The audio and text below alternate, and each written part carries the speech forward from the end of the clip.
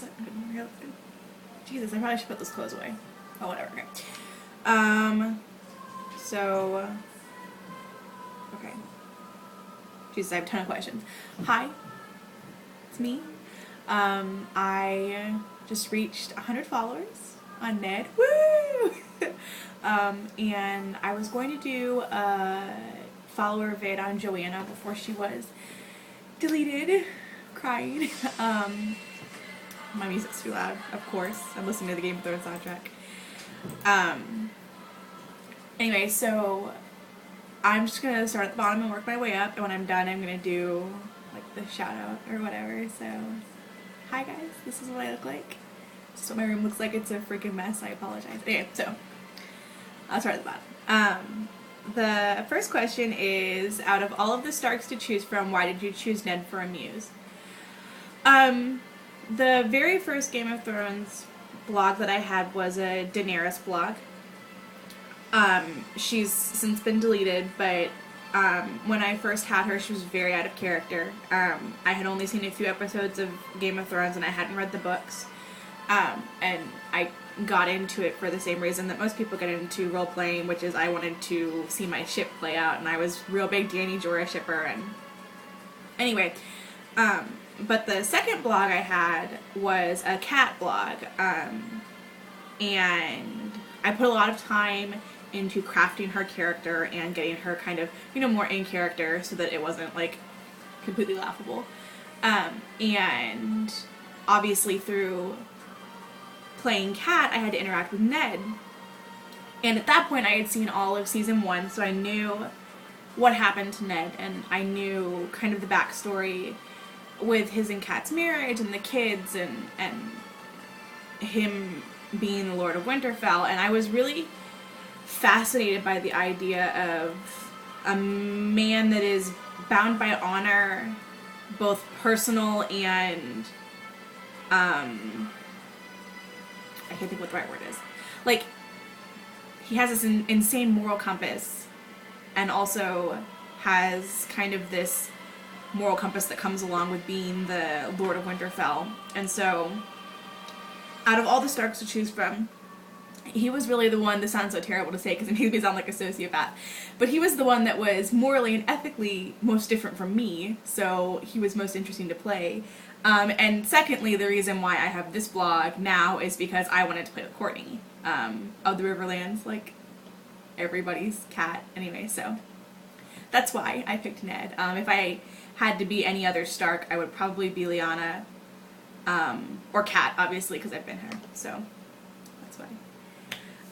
How long have you been role-playing? Do you or did you role-play on any other sites? I've been in it now for 2 years. I've only ever done it on Tumblr. My first roleplay blog was a Maria Hill blog, from the Marvel comics and the Marvel books. My hair is like really flat on one side. I don't know what's going on with it. Anyway, so that was my first blog, and it actually started as a piggyback because I was role-playing off of my personal blog, which I know now is like really taboo, but I didn't know it then. So I don't, and I haven't role-played on any other sites. I would consider doing it on Twitter, but not like LiveJournal or anything like that, because I am really bad at keeping up with the blogs that I have. What other fandom would you consider role-playing in? I have role-played in a lot of fandoms. I've played in the Marvel fandom. I had a Maria Hill blog.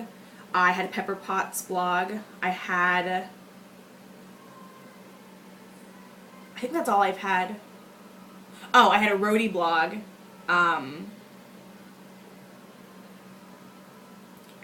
That's it. So I had the 3 Marvel blogs.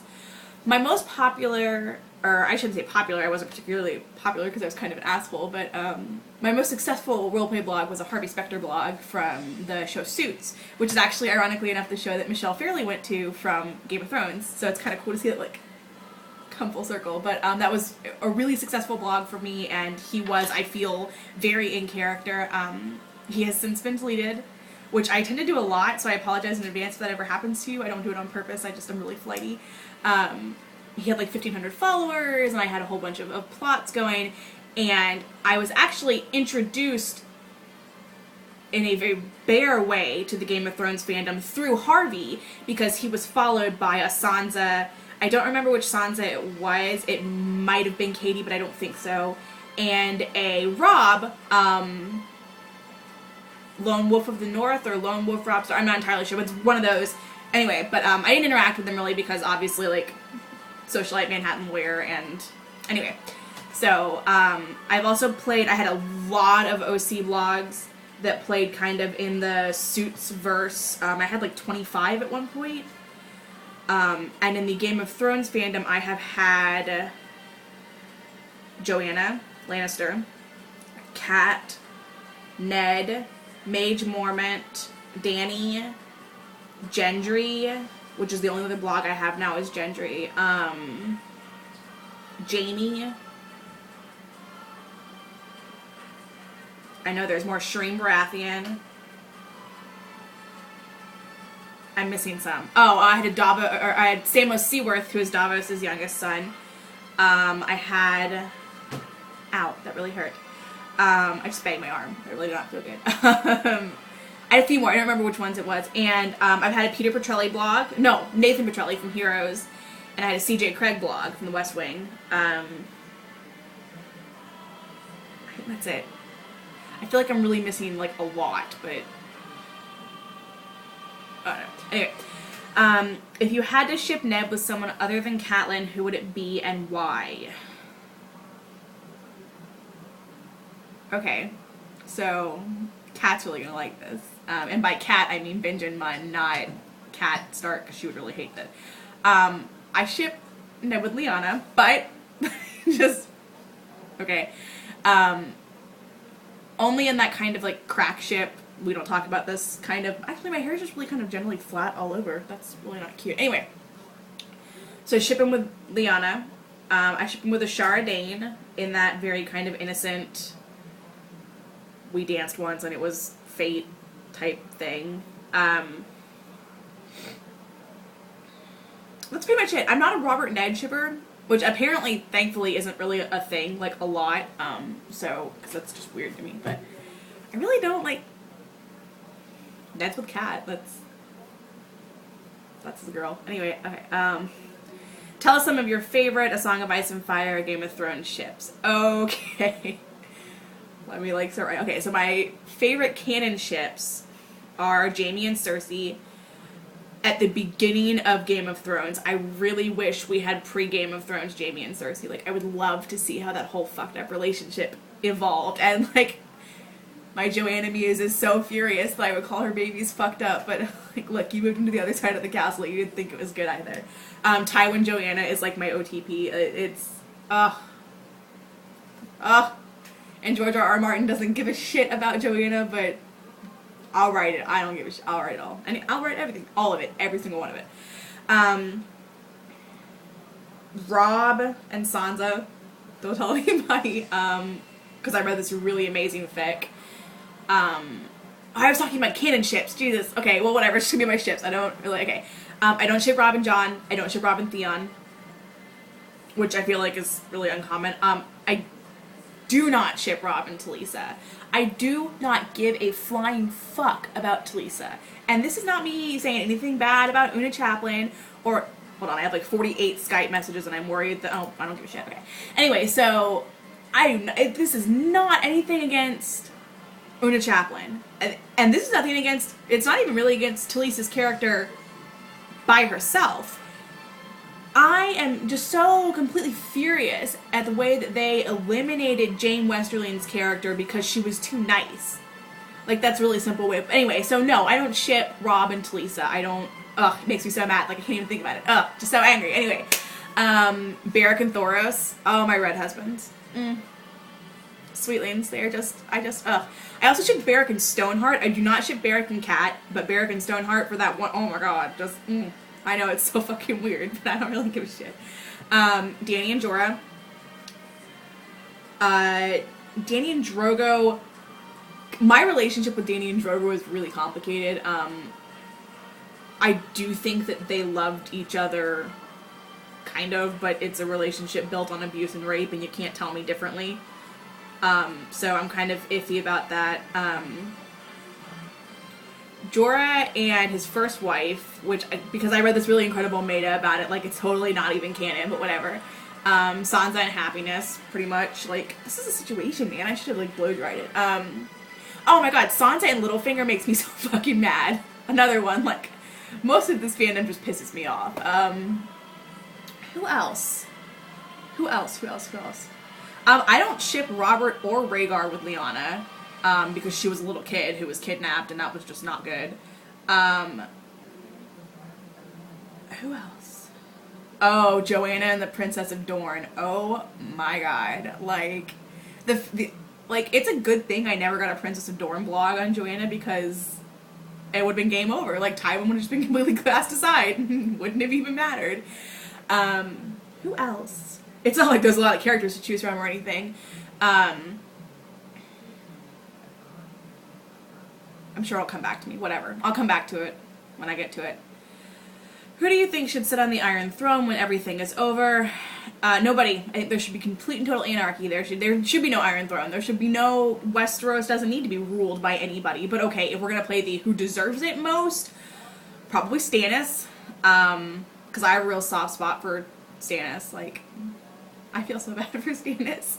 Oh, Stannis, you motherfucker. I feel so bad for you. Like, you got Robert and Renly as your brothers. Like, who was ever going to be able to play against that? But I feel like Stannis is the only person currently vying for the crown that has the country's best interest at heart. Like, Robb did it because he had to. Dany does it because she has a birthright to it and wants to go home. And I understand that I'm very, very much, you know, minimalizing their motives. I don't even know what the fuck Balon Greyjoy is doing. Like, I can tell you right now, I don't do no shit about the Iron Island storyline. I literally skip those chapters, and I don't care. Maddie, I love you. Please don't set Asha on me. Like, I can't even name the 5 kings right now. I probably should have waited until I was, like, ready to do this video. Oh, Joffrey. Ugh. The Baratheons don't need to be anywhere near the throne. Like, Stannis really doesn't need it either. I don't want Dany on the throne because I don't want it to start. I don't want it to end where it started. I don't want it to come full circle and have the Targaryens back on the throne. Like, in my, like, perfect crack world where I can pick whatever I want Mage Mormon on the throne. Because if the Mormons had... Yeah, no. It's a good thing nobody ever asked them. Because this shit would have been over in, like, 4 pages in 1 book, and that would be it. Mage told everybody to shut the fuck down and shut the fuck up. That's the book. That's the story. That's it. That's the story. Who do I think will sit on the Iron Throne? I think it is very, very likely that it will be Dany. Because he seems to have a serious boner for her, even though she's a very immature ruler. Which, Ami, I'm not, like... We know. Like, I get it. She's 15! Anyway, so... Why is your writing so amazing? It really wasn't, like, 2.5 years ago. When I started roleplaying and started writing, I was a shitty writer. I did not use descriptions. I switched tenses all the time. I started writing with a partner, and that, like, made all the difference in the world. And now I try really hard to make things flow really well, so that it's like reading a song instead of reading just words. But I don't really think my writing's not really that amazing. But thank you. But it's not, really. Thank you. Of the younger generation of Starks, which is your favorite?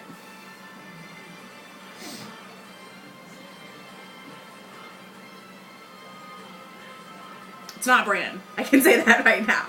Sorry, Bran. You don't interest me. It's not Arya either. Which is gonna really, really offend Kai. I'm sorry. I'm not a fan. Probably either Sansa or Rickon. Because I think Rickon's gonna come back from Skagos and just burn it all down. Which is what should happen. And Sansa is just, I could whiver and wobble for hours about Sansa. I just love her so much. Is there any one fictional character that you identify most with? Is there one Game of Thrones character? Yes, the fictional character that I identify most with is Lee Fiora. She is from a book called Prep by Curtis Sittenfeld. She is a Midwest, middle income, average teenage girl who decides to go to a prep school, and she goes on scholarship. And it's this really, really fantastically well-written first-person narrative, and I hate first-person fiction. Like, I could not finish The Hunger Games because I hated the narrative so much. But this book is just, it's so real, and it's so raw, and it's so cynical in the places where it has to be cynical, and honest in the places where it has to be honest, and really paints this picture of what it's like to be an underprivileged person living in an overprivileged world. And I just like that she's socially awkward and that she isn't comfortable with herself, and that's okay. And so, yes, if you haven't read it, go read it. Prep by Curtis Sittenfeld, Sittenfield. It's amazing. Is there one Game of Thrones character that you identify with the most? Now, where I am now, I'm 24. I have 2 kids. I've been married and divorced. I probably identify the most with Ygritte, or as Jon Snow says it, Ygritte, which makes me laugh. Because I'm very... See, as soon as I started saying this, I knew I was wrong. The person I identify the most with Jorah, because I'm stubborn to a fault to the point that it is damaging to my character sometimes, a lot of times. So, yeah. That's who I identify with the most. Let's see the next one. If you could change the casting of any one character in the TV adaptation, who would it be, and do you know who you would change it to? Okay, before we even start this fucking question, they're casting Martells, and I'm telling you right now, if they whitewash over in Martell, I am done with this show. Like, Anyway, so, if you could change the casting of any one character, Beric. Not, I mean, I think,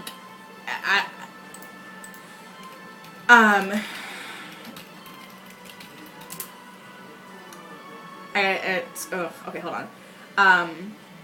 I think that David Scott is...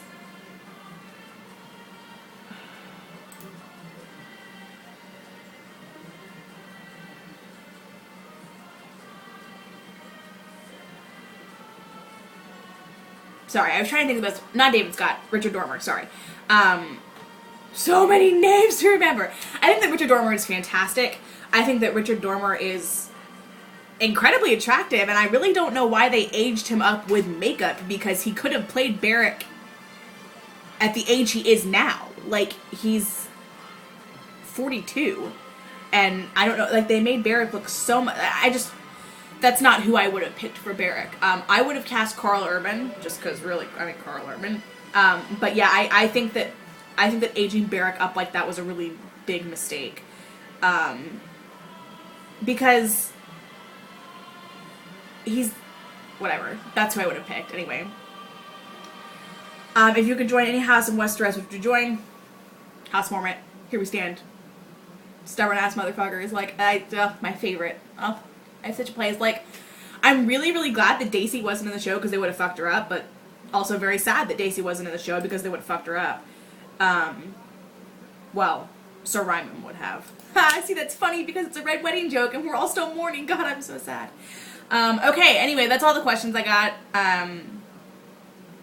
And so now, like, my obligatory shout-outs to the people that have made all of this, like, really fantastic. The first person is Courtney Whitney. She's my New Zealand Courtney, of the Riverlands. I've met a lot of friends. I'm gonna cry, oh my god, this is like a situation. I've met a lot of friends through roleplay. I've met the best friends of my life through this community.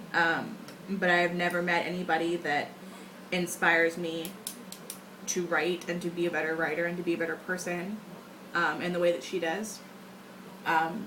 She's been gone now for 7 days, and I'm like pawing at the computer screen all the time waiting for her to pop back up, so hopefully she'll come back soon, and if she doesn't, I'll still be waiting. The second person is Katie, Strong Like My Lady Mother. I know a lot of times when we get into writing like this, and bearing our soul, and especially when you're writing a character that's more quietly complex and doesn't have the outward show of emotion that some of the other ones do, it can be very difficult to articulate how personally affecting telling those stories are. And I think that Katie has written this beautifully complex character and maintained the integrity of her canonical traits in addition to adding her own to it. So I'm very privileged to write with her, and very proud of the writing that she produces. I should have made a list because I'm not going to remember everybody. If I'm typing, it's because I'm trying to remember everybody.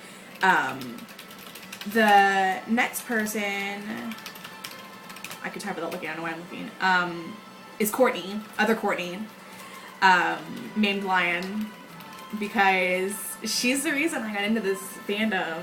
Like on a personal level, I had no interest in getting involved in another fandom, and I started following her, Jamie, on one of my other accounts, and was so interested in this character that she had crafted without knowing anything about him from the books. And, you know, people always, when they do those memes, and actually, no, it looks better.